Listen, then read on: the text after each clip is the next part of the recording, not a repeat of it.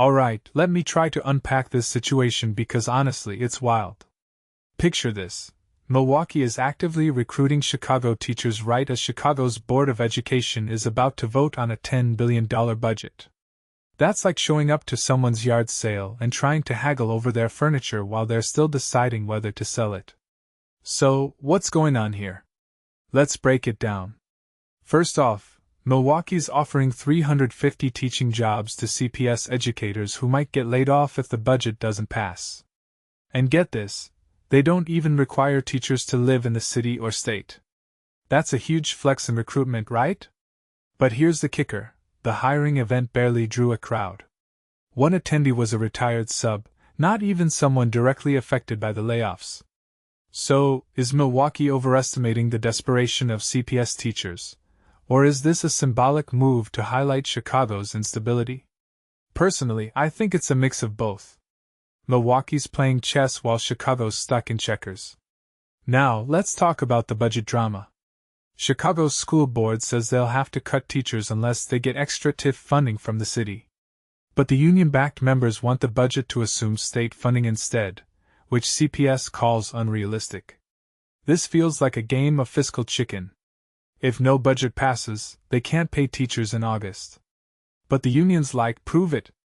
From my perspective, this standoff shows how fragile urban education systems are. Everyone's clinging to hypothetical money while teachers live in limbo. But here's what most people miss. This isn't just about money. It's about trust. Teachers in Chicago are being told stay, but maybe don't, while Milwaukee's waving a lifeline. What does that do to morale? What happens to students when experienced teachers flee to neighboring districts? And let's not forget the special education angle. CPS plans to hire 950 new special ed teachers. That's great, but if they're laying off general ed staff, are they just shuffling chairs on the Titanic? A detail I find fascinating is how this mirrors the healthcare industry's burnout crisis: high turnover, desperate hiring, and systemic underfunding. Zooming out, this isn't just a Chicago problem. It's a symptom of how we fund schools in America. Cities relying on TIF funds? That's like building a house on sand. TIFs let cities borrow against future taxes, but what happens when the future's shaky? What this really suggests is that we're treating education like a disposable commodity instead of the foundation of society.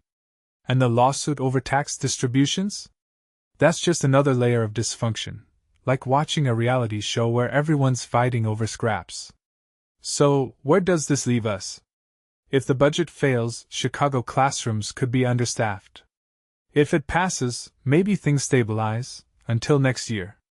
But the bigger question is, when will we stop patching holes in the system and start rebuilding the boat? Because right now, teachers are the ones bailing water with their bare hands. Let me know what you think. Should states take over school funding to avoid these political games? Drop your thoughts below.